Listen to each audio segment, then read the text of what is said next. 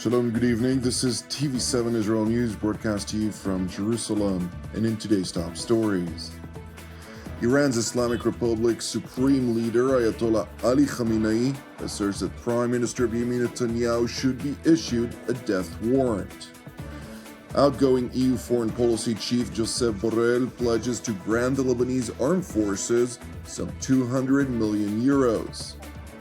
The United Arab Emirates announces the arrest of 3 terrorists responsible for the murder of a Jewish rabbi in Abu Dhabi. Heavy cross-border exchanges were reported between the Iranian proxy Hezbollah and Israel over the weekend, with the IDF deepening its operational successes, targeting hundreds of Hezbollah terror installations and operatives, while Hezbollah launched approximately 300 projectiles towards civilian communities as far as the central city of Tel Aviv. Regrettably, a number of rockets managed to penetrate Israel's aerial defenses, with reports of both injuries and damage. Around 12:50 afternoon, sirens heard in the center of Israel, and after the sirens we heard a big boom and explosions around the Petah Tikva city. This is one of the main cities in the center of Israel. Paramedics and EMTs of MADA that reached to the scene found 6 people that needed treatment and evacuation to hospital.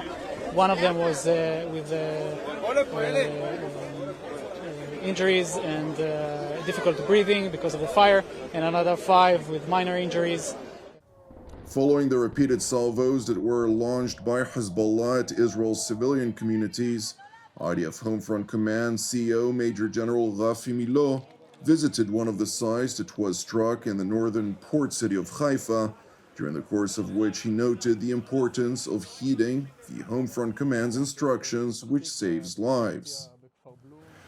The Iranian terror proxy's incessant efforts to target Israeli civilians were faced with the IDF's unceasing activities to clear Lebanon's border region from terror infrastructure, with thousands of subterranean posts, weapons caches, and structures housing munitions directed at Israel are systematically eradicated, while hundreds of Hezbollah terror operatives eliminated over the past 72 hours alone. מה שרואים פה בתוך מרחב השהייה של מחבלי חיזבאללה, ממש מזרונים, מתחת לקרקע. יש פה מרחב לבישולים, מצברים, להטענת טלפונים, לשהייה ארוכה. מצאנו במרחב הזה הרבה מאוד נשקים, חלק מהנשקים זה הנשקי צלפים. While the IDF deepens its operational successes in the Shiite-dominated border regions of southern Lebanon, Israeli Air Force aircraft have conducted many dozens of aerial strikes against military targets, which Hezbollah established both in and under densely populated structures of its Dahya stronghold in Beirut, alongside additional predominantly Shiite regions in the Bekaa and along the Lebanese border with Syria.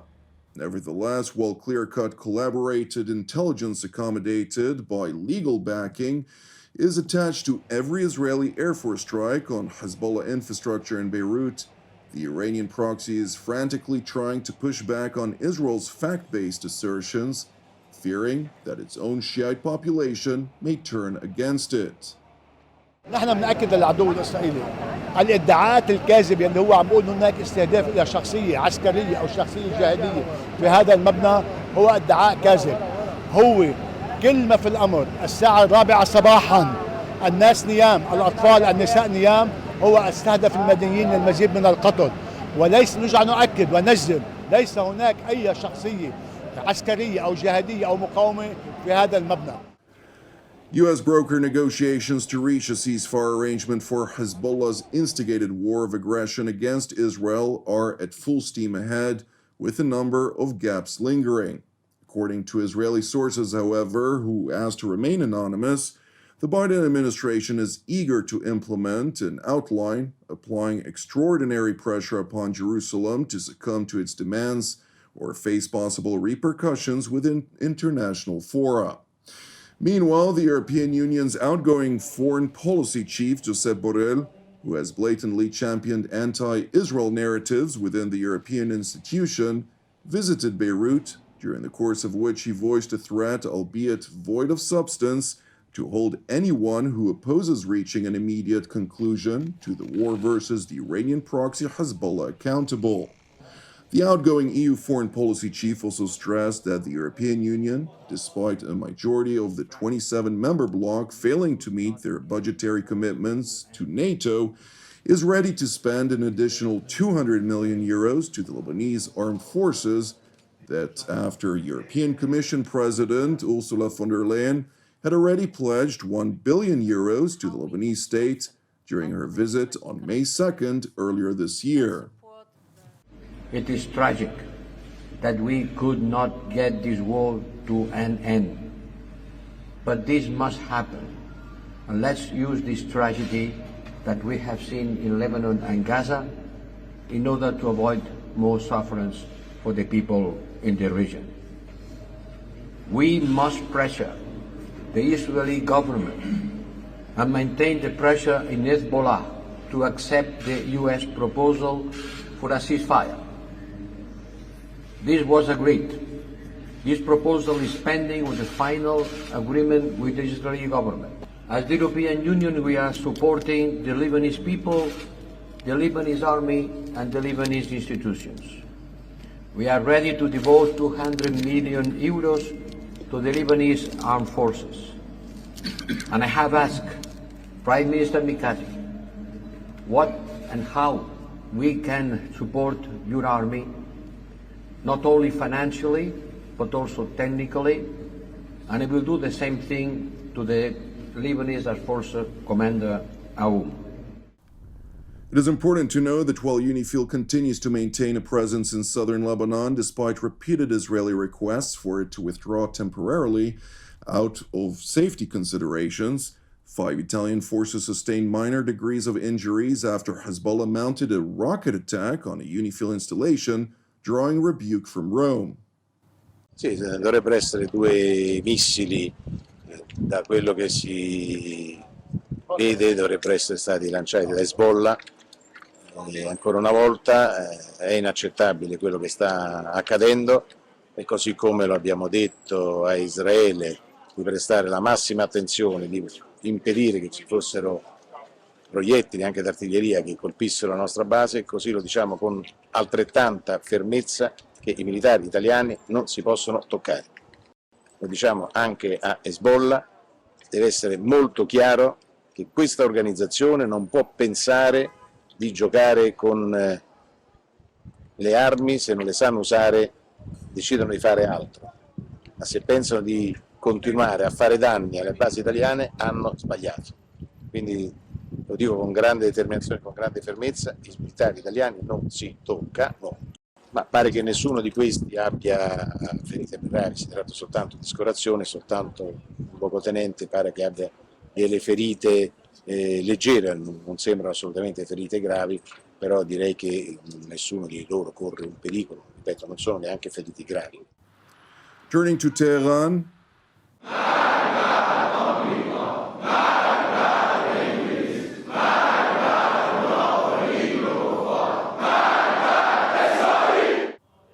the Islamic Republic's Supreme Leader Ayatollah Ali Khamenei addressed the International Criminal Court's decision to issue arrest warrants for Israeli Prime Minister Benjamin Netanyahu and former Defense Minister Yoav Gallant, insisting that anything short of a death sentence for Israel's leaders is unacceptable from Iran's perspective.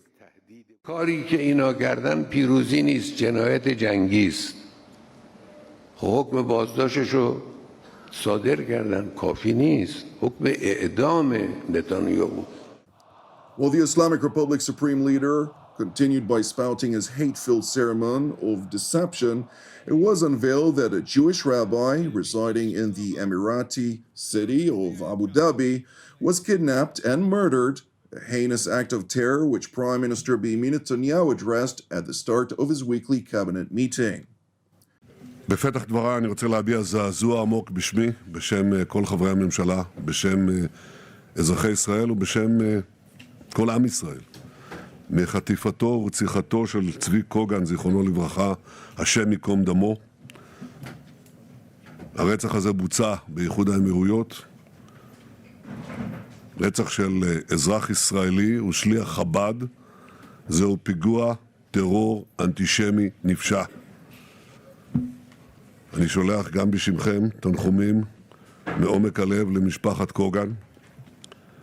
מדינת ישראל תפעל בכל האמצעים ותמצא את הדין עם הרוצחים ושולחיהם. איש מהם לא ינקה. אני מאוד מעריך את שיתוף הפעולה עם איחוד האמירויות בחקירת הרצח. אנחנו נחזק את הקשרים בינינו, דווקא למול הניסיונות של ציר הרשע לפגוע ביחסי השלום בינינו. נחזק אותם ונפעל גם להרחיב את היציבות באזור. The Emirati Interior Ministry announced that it had already managed to apprehend 3 perpetrators involved in the murder of Rabbi Tzvi Kogan. The Emirati Interior Ministry further stated that full details of the incident will be disclosed upon the conclusion of the investigation.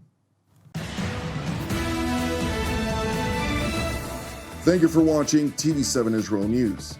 I would like to encourage you, pray for the peace of Jerusalem and salvation of Israel. Moreover, if you're blessed by our productions, which are exclusively donation-based and as such broadcast free of charge, please consider making a donation. You can do so via our website at www.tv7israelnews.com. I'm Jonathan Hessen, wishing you a Shavua Mevorach, and God willing, we will see you during our next update. Until then, Shalom from Jerusalem.